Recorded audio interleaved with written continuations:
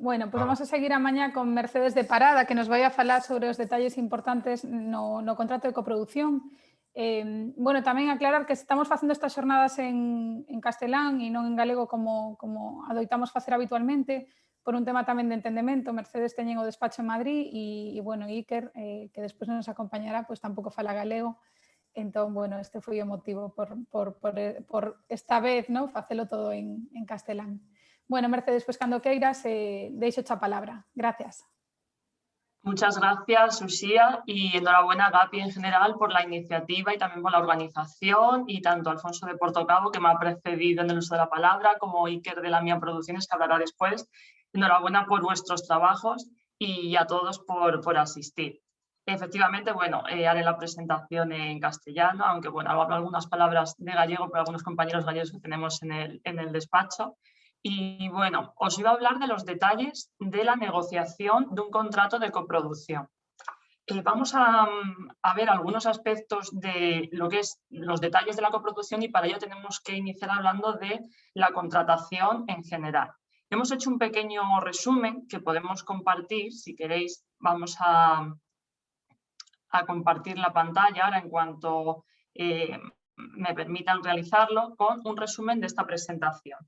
Porque en realidad, en la medida en que sepamos nuestros derechos y conozcamos la legislación, pues tendremos mejores armas para negociar, ya sea con cualquier tipo de plataforma y demás. Siempre tenemos que conocer nuestros derechos, y siempre además la información y el conocimiento es poder. Precisamente en esta tendencia que hay ahora, como nos ha comentado bien Alfonso, de desarrollar nuevas fórmulas de colaboración, y precisamente porque son novedosas y supone una creación jurídica novedosa, es más importante que nunca el tener bien atados todos los aspectos jurídicos para que estemos mejor protegidos y los podamos, no podamos tener luego ninguna sorpresa desagradable o ningún asunto judicial, que luego además en la última parte veremos de algunas sentencias recientes en esta materia. Pues bien, Mercedes, disculpa, yo creo que sí. ya puedes compartir pantalla. Me parece que ya mi compañero Juan te habilitó la función. Vale, de momento pone inhabilitada. Estoy dándole a compartir. Sí, inhabilitada. A ver. Sí, os voy adelantando si queréis un poco el contenido. Ahora sí, ya se puede acceder. Bien, vamos a ver. ¿Lo estáis viendo ahora en la pantalla?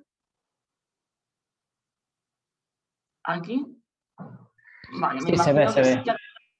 Vale, pues como estaba diciendo, básicamente va a ser en principio el índice. Esta presentación en general la tenéis en la página web de nuestro despacho, que es en letradocs.com, en un apartado que hay de blog de derecho. Hemos subido esta presentación, ¿vale? Que es el resumen de lo que vamos a hablar durante el día de hoy. Vamos a empezar con la regulación legal, es decir, la normativa que tenéis que conocer, todas las leyes, reglamentos y demás, los principales, tanto a nivel nacional como internacional, para que sepáis bien en qué ámbito nos movemos, a ver el marco jurídico. Posteriormente vamos a ver algunos aspectos principales del marco general de la contratación, es decir, de asuntos de la contratación fundamentales, como son sobre todo relación en el Código Civil, algunas definiciones básicas y algunas puntualizaciones de, por ejemplo, qué se entiende por obra europea, algunos convenios internacionales que son bastante habituales en la práctica y que es importante conocer el contenido y demás. Los requisitos del contrato de coproducción. Requisitos como tal hay muchísimos, es decir, podríamos enumerar casi 50 requisitos que es necesario que estén comprendidos en un contrato de coproducción internacional, porque luego evitan muchos problemas que se pueden desarrollar. En realidad los abogados estamos para no solamente cuando van todas las cosas bien, sino si está algo mal, haber defendido antes los intereses de nuestros clientes en esas negociaciones previas y en ese contrato, y por eso el que sea especialmente detallista. Veremos también además algunos aspectos fiscales relevantes, es decir, algunas ventajas fiscales que se pueden tener y que también puede ser un aliciente incluso para que inversores puedan invertir en nuestros proyectos, y también pues, las estadísticas recientes, así como algunos ejemplos y sentencias recientes también en esta materia. Pues bien, sin más dilación, ¿cuál es el marco legal que tenéis que dominar y tenéis que tener en cuenta para hacer un contrato de coproducción internacional. Pues bien, estas son las principales normas, que son, por supuesto, el Código Civil, porque ahí es donde viene toda la regulación básica de los contratos en España, la Ley del Cine también, el 55 de 2007, el desarrollo del Real Decreto de 2015, la Ley de Propiedad Intelectual, a la que antes ha hecho referencia en algunos aspectos Alfonso. Vamos a estudiar algunos artículos de ello que son de aplicación. Por supuesto, en Galicia, la Ley 6/1999 del Audiovisual de Galicia. Los convenios internacionales son importantes en la medida en que vayamos a establecer relaciones con otro país. Ya veremos cómo las coproducciones suelen ser habitualmente, estadísticamente, con Francia, con Argentina. Pues bien, hay que conocer esos convenios multilaterales que han firmado los países porque van a ser de aplicación en nuestra obra. También las órdenes de 2018, 2020, donde se establecen algunas ayudas.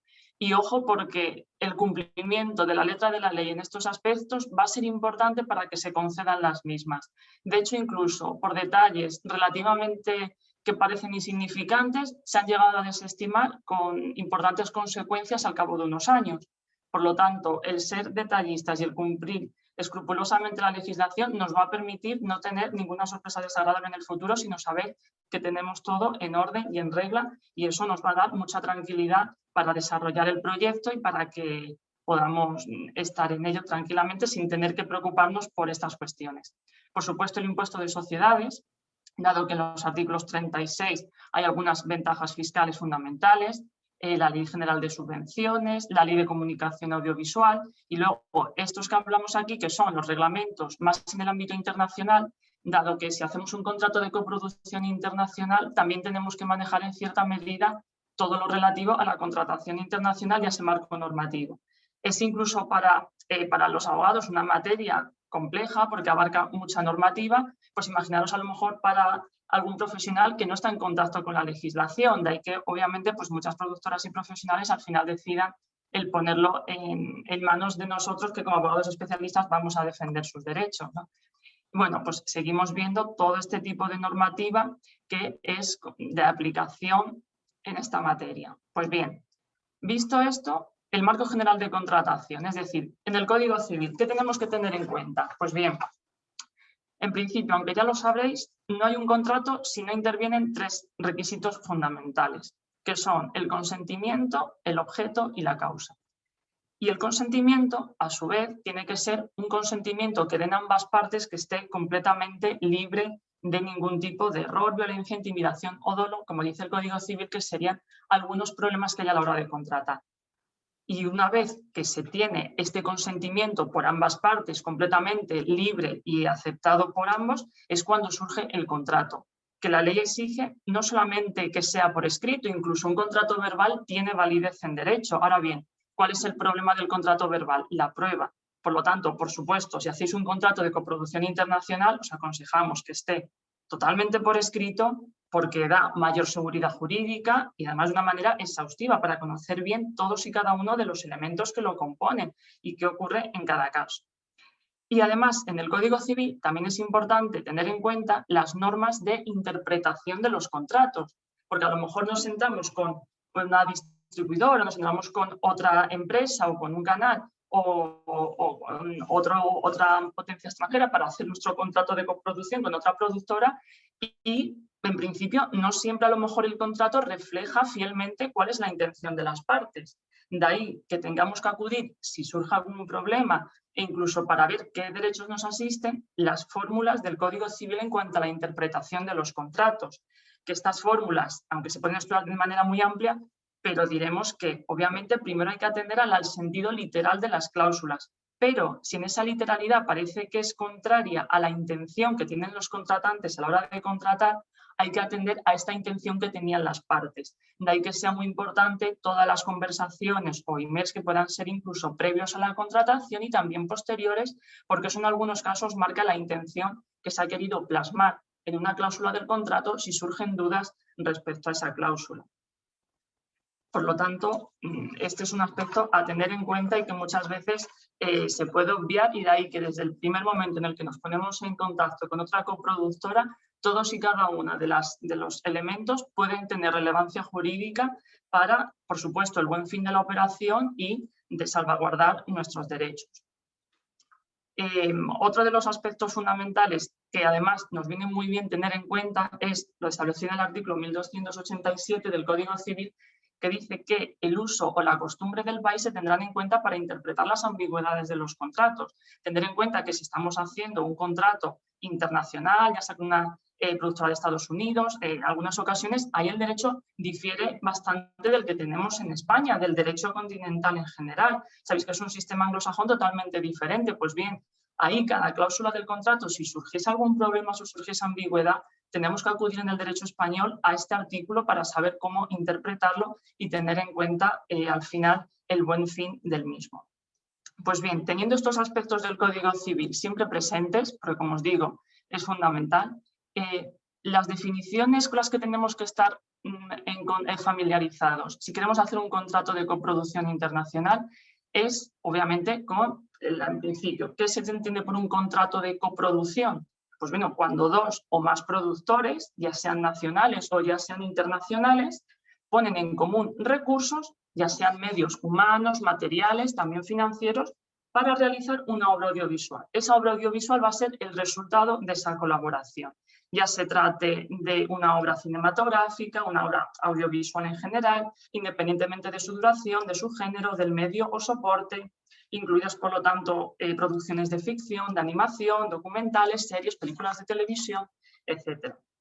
Esta colaboración, que ya hemos dicho que se puede desarrollar por fórmulas muy novedosas dentro de lo que la legislación nacional e internacional nos permite, no deja de ser lo que en derecho mercantil siempre se ha llamado como una joint venture, es decir, es realmente un acuerdo de voluntades de una empresa para conseguir salir al mercado en unas mejores condiciones. ¿Por qué? Porque supone, a lo mejor, obviamente, una sola empresa no tiene los suficientes recursos y de esta manera lo que conseguimos es pues, reducir el tiempo, adquirir tecnología, consolidar una red de distribución en el exterior, diversificar los riesgos, mejorar la capacidad productiva, compartir conocimientos, compartir experiencia e incluso beneficiarnos de incentivos fiscales en ambos países. Por lo tanto, las ventajas de coproducir internacionalmente son muchas. Lo que tenemos que saber es cómo llevarlo a cabo para que el proyecto pues, pueda tener éxito. En la Ley de Propiedad Intelectual, en los artículos 86 y siguientes, se desarrollan algunos derechos que también son importantes conocer y de los que tenemos que estar muy familiarizados para desarrollar un contrato de coproducción internacional. ¿Cuáles son, por ejemplo, algunos de estos derechos? Bueno, en principio, la Ley de Propiedad Intelectual define qué se considera autor, ¿no? Que es tanto el director y el realizador, los actores del argumento, los autores del argumento del guión y los autores de las composiciones musicales. Pues bien, estas tres figuras que son los autores, se entiende que sin perjuicio de los derechos que les corresponden a estos autores, en el contrato de coproducción se presumen cedidos en exclusiva al productor los derechos de reproducción, distribución, comunicación pública, doblaje o subtitulado de la obra. Es decir, la Ley de Propiedad Intelectual nos dice quiénes son los autores, qué derechos tienen los autores, pero también que se presumen cedidos ciertos derechos en exclusiva a un productor. Se presumen cedidos salvo prueba en contrario, es decir, las presunciones en derecho en general pueden ser juris tantum e juris et de jure, que se llaman. ¿Qué es una presunción juris tantum? Una presunción que admite prueba en contrario. ¿Qué es una presunción juris et de jure? Aquella que no admite prueba en contrario. En este caso, la que regula la Ley de Propiedad Intelectual es una presunción que admite prueba en contrario.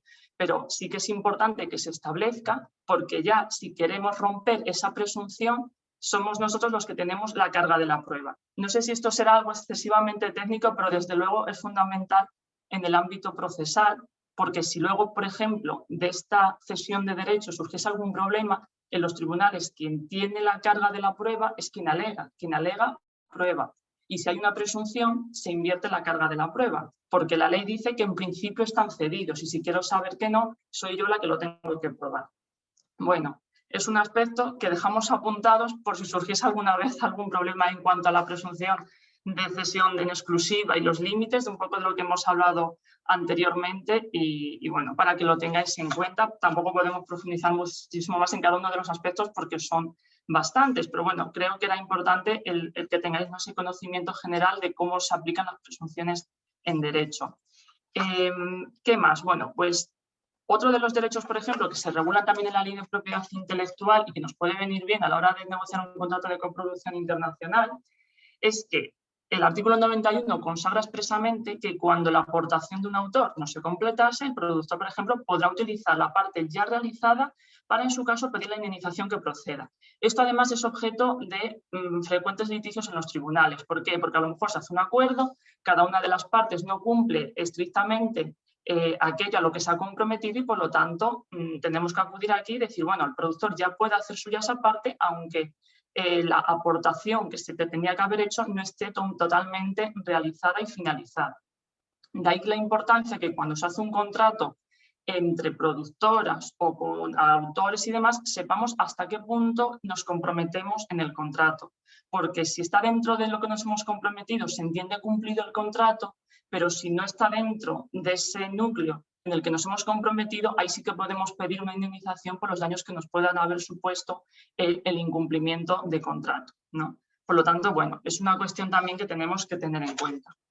Los contratos de coproducción, obviamente, si es con empresas extranjeras, tenemos que tener en cuenta el convenio internacional de aplicación. España tiene convenios internacionales con numerosos países.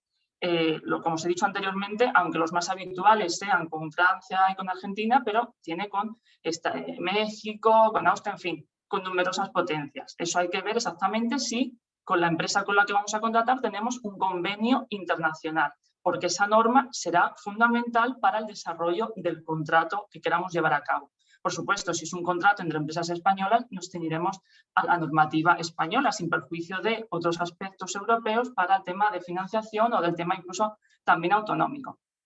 Aquí, por ejemplo, decíamos, la coproducción hispano-argentina pues se regula mediante un acuerdo de coproducción cinematográfico y audiovisual entre el Reino de España y la República Argentina que se hizo en San Sebastián el 23 de septiembre de 2018. Pues tenemos que acudir a esa normativa para saber en qué marco nos movemos de manera fundamental.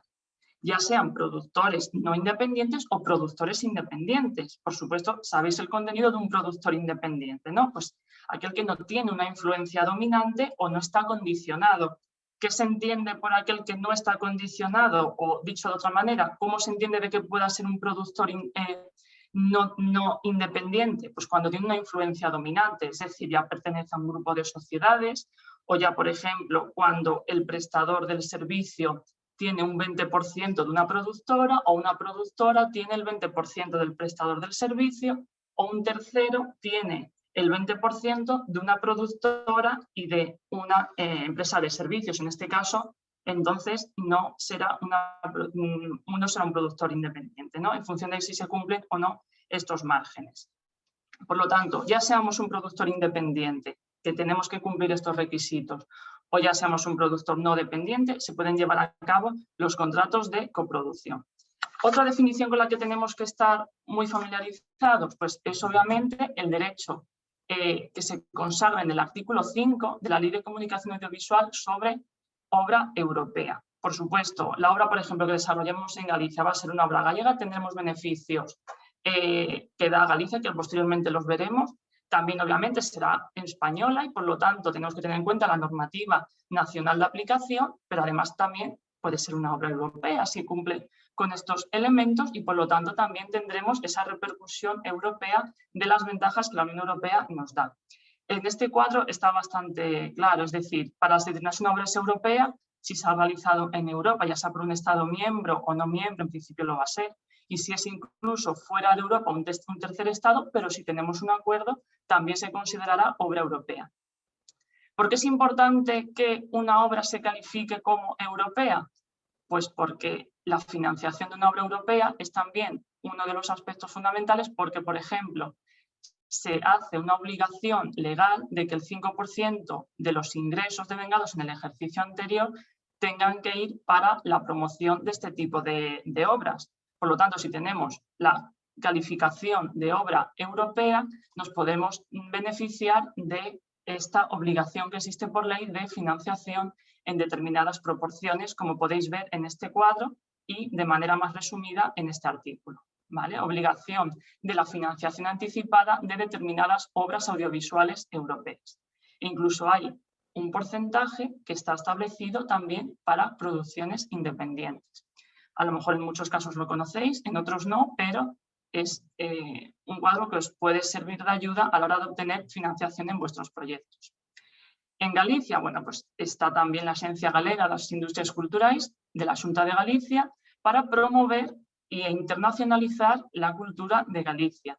Corresponde tamén a la Xunta de Galicia a través de la correspondiente Consellería de Cultura, Educación e Universidade y, concretamente, dentro de ello, la Axencia Galega das Industrias Culturais, AGADIC, que es el organismo encargado de la planificación y gestión de todo el tejido empresarial en Galicia. Dentro de ello, además, también, por ejemplo, vemos el Centro Galego de Artes da Imaxe, el CGAI, para determinadas obras, Cinemas de Galicia, en fin, podéis ver todo lo que concretamente os puede ayudar como la Comunidad Autónoma de Galicia para desarrollar vuestros proyectos.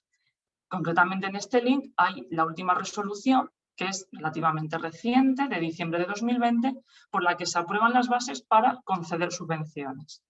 Como os decía antes, con la orden del 2018-2020, el cumplimiento de la ley va a ser fundamental para que la subvención se pueda llevar a cabo en todos y cada uno de los requisitos que en la misma se contempla. Bien, ¿qué requisitos existen para coproducir con España? Pues bien, para coproducir con España tenemos en principio que cumplir 3 requisitos. En primero de ellos, los proyectos se tienen que considerar nacionales en los países coproductores y que se puedan beneficiar también de las ventajas concedidas por ambos. Luego hablaremos qué se entiende por una película o por un proyecto que es nacional o aquel que no se entienda que lo cumpla, ¿vale? El segundo requisito, que el personal creativo, técnico y las empresas de servicios posean la nacionalidad de algunos de los países coproductores. Y en tercer lugar, que los países coproductores tengan una participación que sea entre el 20 y el 80%. Por ejemplo, una coproductora con un 80%, que sería una coproductora mayoritaria, y otra minoritaria con un 20%. O incluso, por ejemplo, si son 3, que en muchos casos también ocurre, que sería multipartita, entonces es entre un 10 y un 70%. Las proporciones de cómo tienen que intervenir esas coproductoras en el proyecto. Y ahora diréis, ¿y puede que una de esas coproductoras solamente aporte el tema financiero, económico? Sí, cabe esa posibilidad. A eso se llama una coproducción financiera y significa que una de ellas solamente limita su aportación al ámbito financiero. ¿Tiene que tener algunos requisitos? Sí, también son 3. Que se apruebe en el país del coproductor mayoritario esta coproducción financiera. En segundo lugar, que sea una aportación financiera entre un 10 y un 25% del presupuesto del proyecto y que apoye la diversidad cultural de los países. ¿Vale? ¿Cómo se entiende que hay diversidad cultural? Pues bueno, este es un concepto que tiene, como decimos en derecho, cierta subjetividad. Por lo tanto, nosotros los abogados lo que hacemos es ver algunos precedentes que se hayan podido conceder y algunas normas para que se adapten a esa diversidad cultural y que se aprueben por el organismo correspondiente para que entendamos cumplido este requisito, porque los otros son requisitos de tipo matemático, pero hay algunos requisitos que tienen cierta subjetividad que para intentar objetivizarlo tenemos que intentar también el ver aquellos aspectos en los que no nos puedan echar para atrás porque veamos que los cumplen, ¿vale? Pues esas 3 serían los requisitos de una coproducción financiera, es decir, una parte aporta toda la parte creativa y otra parte aporta la cuantía económica. Pues bien, visto esto, ¿qué requisitos tiene que tener el contrato? Por supuesto, el dominar todas las anteriores definiciones y el marco normativo que hemos visto. Pero luego, al igual que en todo contrato, pues entre otros hay 42, pero no vamos a ser excesivamente exhaustivos porque hay incluso más en función de la envergadura del proyecto y del detallismo que queramos tener para luego evitar ciertos problemas. En todo momento, bueno, pues un encabezamiento, un título del contrato, contrato de coproducción internacional, identificar a las partes contratantes, tanto de una empresa coproductora como de otra, como de una tercera si la hubiera. Por supuesto, bueno, nombre, apellidos, DNI, el CIF, el domicilio legal, pues una parte lo tiene que tener en España, ya hemos dicho la importancia de la nacionalidad, y designados en el contrato, bueno, como los coproductores o las partes, etc. Ahí hay que tener en cuenta, obviamente, que la persona que firma en nombre de una empresa tiene los poderes suficientes de esa empresa y no han sido revocados. Esto no es un aspecto baladí, eso es lo primero que tenemos que comprobar para firmar con la otra parte, que tiene capacidad suficiente para la puesta en marcha de este contrato. Un preámbulo del contrato, unas definiciones. ¿Por qué? Precisamente para evitar esas ambigüedades que pudiese haber, tenemos que precisarlo en el contrato y decir, bien, la normativa de ambos países sabemos la que es, pero en el contrato vamos a precisar algunas cuestiones que pueden causar problemas, ¿vale? Porque tiene cierta subjetividad y queremos objetivizarlo para ver qué se entiende en este contrato, que es, por ejemplo, productor ejecutivo. Bueno, pues vamos a desarrollarlo en algunos puntos para luego evitar problemas de diferentes ambigüedades entre otros países. Los que son europeos, en algunos casos, es importante, pero desde luego cuando son a nivel extranjeros de fuera de la Unión Europea, una tercera potencia, ahí sí que es fundamental el desarrollar estas cuestiones porque difieren bastante del derecho español y del derecho europeo en general. Otra de las cuestiones que tenemos que precisar, ¿cuál es el objeto del contrato? Es decir, si vamos a producir un largometraje de ficción titulado tal, hay que ponerlo, que sería la obra audiovisual. Obviamente vamos a incluir todos los aspectos del guión, de los actores, las cuestiones de propiedad intelectual, dónde ha sido registrado. Se puede incluir también la explotación directa o indirecta, por ejemplo, de la película a nivel mundial, en su versión original o en otra versión doblada o subtitulada. También, por supuesto, cómo vamos a compartir los beneficios que se generen de esa explotación y distribución. En cuanto a las obligaciones de las partes, ¿cuál va a ser la participación de cada productor? Y cuanto más digamos y precisemos cómo va a ser la participación de cada productor, menos sorpresas desagradables nos podemos llevar en el desarrollo de los mismos. En intentar de que se sobreentendía que una parte llevaba a cabo un aspecto y no lo ha llevado y consideraba que es la otra. En fin, más vale precisar que no luego dar por hecho que lo va a hacer la otra parte y resulta no, y en cosas pequeñas pues al final supone que el proyecto se pueda demorar mucho tiempo. En cambio, si tenemos precisadas y delimitadas con total claridad cuáles van a ser la participación de cada productor y las aportaciones del personal creativo, nos evitamos el que luego surjan pequeños desencuentros por esta materia y que al final el proyecto se pueda alargar en el tiempo. Por supuesto, tenemos que precisar todo lo relativo a la nacionalidad de la coproducción. ¿Cómo se entiende que es una producción tiene la nacionalidad española? Bueno, pues de manera general, cuando el 75% de los recursos humanos son personas que son o bien de España o de la Unión Europea o se consideran residentes, ¿vale? Ya sea el autor, el director y el guionista, el director de fotografía, los actores y otros artistas, el personal creativo, es decir, más del 75% o al menos un 75% tienen que ser nacionales. Si no, no se puede considerar que la obra tiene la nacionalidad española. Además, se tiene que cumplir para que sea nacional española con estar en una de las lenguas oficiales del Estado español y, en tercer lugar, que el rodaje sea en España, salvo que por una medida muy excepcional pueda ser por exigencias del guión en otro país, pero en principio tiene que ser el rodaje en España. Una vez que tenemos esos tres requisitos, tenemos el certificado de nacionalidad y ese certificado de la nacionalidad nos va a permitir beneficiarnos de las ventajas de muchos tipos, entre ellas fiscales, que va a tener la obra. Un aspecto muy importante que tenemos que tener en el contrato de coproducción internacional es cómo se van a repartir la publicidad. Por ejemplo, vamos a hacer una campaña publicitaria para promocionar la película, la obra a nivel tanto nacional como internacional. ¿Cómo vamos a estar en esa publicidad recogido? Es decir, ¿cuáles van a ser también los gastos de todo el marketing? Pues generalmente van a ser proporcionales al porcentaje de cada coproductora, pero no tiene por qué ser así, no se presume, como decíamos antes, las presunciones. Por lo tanto, hay que precisarlo para evitar cuestiones de desentendimientos. ¿Cómo se van a repartir los gastos de las campañas de publicidad, tanto en España como en cualquier otro país del mundo? Y ahora bien, ¿cómo vamos a estar las coproductoras en ese material de marketing, en ese material audiovisual?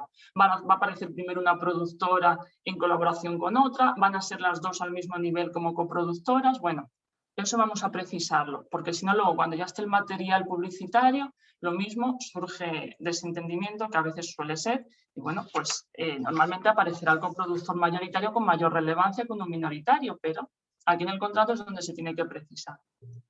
Por supuesto, en un contrato de coproducción vamos a decir cuál es la duración de esa obra. Generalmente es hasta que se termine el contrato por haberlo llevado a cabo. Pero bueno, para evitar que estemos X tiempo vinculados, nada mejor que quedemos en el contrato en cuál va a ser la duración, cómo se va a terminar el contrato y demás. Por supuesto, también tenemos que precisar la forma a través de la cual se desarrolla.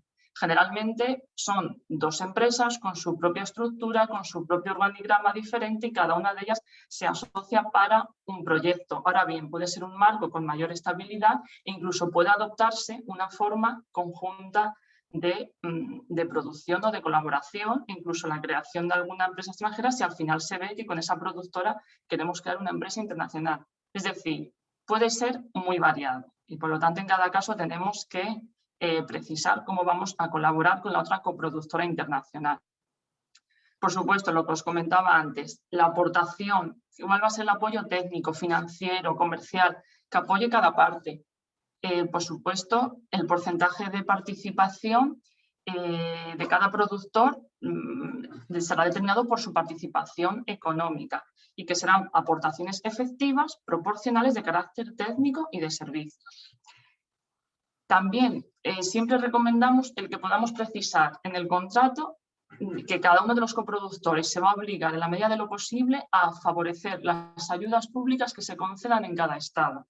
Porque esa colaboración conjunta para que se puedan obtener las ayudas en uno y otro país puede ser importante y se puede tener la buena voluntad de hacerlo, la buena fe, pero si lo precisamos en el contrato, mejor, ¿vale? Que luego surgen algunos problemas también jurídicos e incluso hay productoras que hemos tenido problemas con ellos si no se precisaba en el contrato.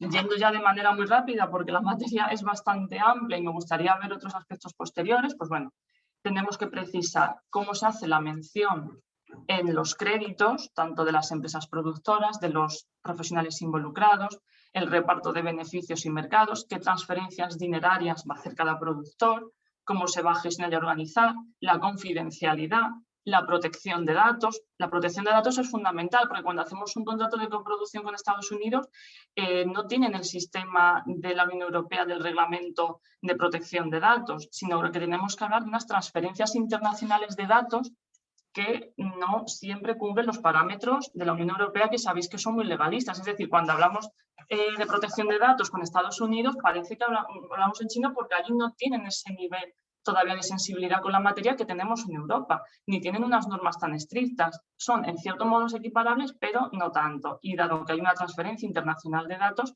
este aspecto será fundamental no obviarlo y no precisarlo en el contrato. Por supuesto, otras cuestiones será cómo se van a resolver, cómo se puede rescindir si hay un incumplimiento, qué se entiende incumplimiento de las partes. Esto supuso, sin ir más lejos, que hace menos de un año Televisa tuviese que pagar 1,8 millones de euros a otra productora, precisamente por qué se entendía por esa rescisión de incumplimientos, si lo había habido, si no. Por lo tanto, no son cuestiones baladí, sino que van a intervenir fundamentalmente en cada proyecto, incluso puede hacer que un proyecto, aunque aparentemente haya transcurrido sin problemas, si luego surge judicialmente esta cuestión, pues pueda suponer incluso la ruina de la empresa. Por lo tanto, qué mejor que el tenerlo precisado antes para evitar estas cuestiones. Por supuesto, también hablaremos todo lo relativo a la cesión de derechos, de la prohibición de competencias, de las garantías, de la resolución de controversias, cuál va a ser la legislación aplicable, cuáles van a ser los gastos impuestos, el idioma en el que se desarrolla el contrato y también las traducciones que debe de haber, las condiciones suspensivas. Esto es un aspecto muy importante y que el tratarlo bien puede suponer el éxito o no de un proyecto, ¿no? En función de que se puedan cumplir ciertos parámetros para que ese proyecto tenga validez. También hablaremos incluso de los seguros que tienen en la producción, la validez del contrato, las ayudas a la producción, etc. Como sabéis, dentro de las ayudas juega un papel muy importante el Instituto Cinematográfico de las Artes Audiovisuales. hay una cierta normativa en relación a esta materia en la que no me puedo extender por falta de tiempo, pero que es fundamental el cómo podemos obtener esas ayudas e incluso el precisarlo en el contrato. Los proyectos, una vez que tenemos el contrato, tenemos que aprobar el proyecto. Ahora bien, el objeto va a ser la aprobación, lo tienen que solicitar la propia empresa productora a solicitud del interesado. Se hace mediante certificado digital. Ojo, porque ha habido una sentencia hace poco que la productora lo presentó mediante papel, casualmente también en el último día del plazo, y no se lo admitieron porque la ley exige que se haga mediante el certificado digital. ¿Qué ocurrió? Pues que al final no se entendió cumplido ese requisito y se revocaron las ayudas. Por lo tanto, cada aspecto tiene su importancia. Bien, la documentación que tendremos que presentar será pues, la cesión del autor, el guión de la película, cuál es el presupuesto, cuál va a ser el personal creativo de ese proyecto y el contrato de coproducción. Una vez que tengamos esos 5 requisitos, mandamos a aprobar el proyecto. Y además siempre tiene que ser antes de que se haya producido el inicio del rodaje. Ojo, si se hace de manera posterior, no se cumpliría el requisito, ¿vale? Deberán ser presentadas las solicitudes con anterioridad al inicio del rodaje de la obra. Y una vez que ya tenemos el contrato de coproducción y ya hemos aprobado el proyecto, ya podemos beneficiarnos de esos requisitos. De los aspectos fiscales no podemos hacer mayor hincapié, dado que ya sabéis además en una charla, pero bueno, el decir que es, sobre todo lo dispuesto en el artículo 36 de la Ley de Sociedades, en el que por cada 1.000.000 de euros se puede deducir un 30% y el exceso a un 25%. La ley además promueve diferentes beneficios fiscales, una deducción fiscal mayor, pues en el caso de que sea un director novel, de que se hagan lenguas cooficiales, de que sean directoras, mujeres, de que tengan un especial valor cultural y artístico. Por lo tanto, bueno, está bien el conocer esas ventajas e incluso la que a nosotros nos interesa es que el contrato de coproducción, ya sea con la Unión Europea o ya sea a nivel internacional, también nos va a dar un porcentaje de deducción mayor, que va a ser de un 60%. Por lo tanto, esta cuestión fiscal, obviamente, en el día a día se hace importante para que inversores nacionales e internacionales inviertan en los proyectos. Por supuesto, está esta cuestión en auge, todo lo relativo a las coproducciones. Aquí en esta estadística, que es del año 2020, un año obviamente no especialmente bueno porque fue todo lo relativo a la pandemia que lamentablemente estamos sufriendo, se produjeron en total 222 largometrajes, íntegramente españoles 184, coproducidos 38. El coste medio de cada coproducción fue de 2,8 millones de euros y se hicieron 419 cortometrajes. Podemos ver que en los últimos 10 años más o menos se ha mantenido relativamente estable el número de coproducciones, entre 45, 57, en fin, más o menos ha estado en esa cuestión. ¿Con quién coproducimos más en España? Pues ya estamos viendo, pues sobre todo con Argentina, con Estados Unidos y con Francia. Argentina y Francia tenemos convenios, con Estados Unidos no, por lo tanto aquí se hace imprescindible el conocer la ley. De hecho, dentro de la ley estadounidense, concretamente en California, hay algunas normativas especiales que se parecen en algunos puntos, algunas europeas, pero en otras difieren totalmente. También en la manera de negociar. Por supuesto, aquí, bueno, en todas las cuestiones os recomendamos obviamente que contéis con profesionales para que podáis saber bien cuáles son vuestros derechos, pero en esta cuestión, sobre todo, es fundamental porque de ahí pueden marcar la diferencia entre tener éxito o no el contrato. ¿Cuáles son algunos ejemplos de coproducciones? Bueno, pues de la Mía Producciones, que ahora habla Iker, pues una coproducción entre España, Francia y Argentina. Lo que nos hablaba antes Alfonso, de Portocamo de Agua Seca, por ejemplo, aunque sea minoritaria, pero también se ha hecho una coproducción, una aportación con Portugal. Ha habido otras coproducciones que todos conocéis, por ejemplo, Los lunes al sol, que se hizo también entre España, Francia e Italia. Esta es una coproducción que es bastante habitual de estos 3 países. También, por ejemplo, Mar Adentro, en fin. Ha habido numerosas coproducciones y es una fórmula que se viene utilizando en España desde hace bastante tiempo. ¿Qué sentencias han sido relativamente recientes y que nos han ayudado a cuestiones que tenéis que precisar en los contratos? Pues bien, por ejemplo, aquí hablamos en principio, una que ha sido relativamente reciente de Coruña, ¿no? En el Tribunal Superior de Justicia, en la Sala de lo Contencioso. Esto es lo que os comentaba anteriormente, de que la presentación de la aprobación al proyecto se hizo mediante papel, no en formato digital. Y esto no es una cuestión baladí porque hizo que se desestimase la petición. Por lo tanto, si la ley nos dice que la presentación es electrónica, hay que hacerlo por esos medios. Bien, no es una cuestión nada desdeñable. Aquí, por ejemplo, la sentencia de la Audiencia Provincial, también de 2020 en Madrid, bueno, reclamaciones de cantidad, suele ser bastante habitual. Y aquí, por ejemplo, fue una productora de cine y televisión contra una empresa que era de coordinación de la figuración en Galicia y que se discutía si se había prestado o no los servicios y la cuantía que se reclamaba. También por una falta de identificación en el contrato de cuál es la obligación de cada parte y de qué manera.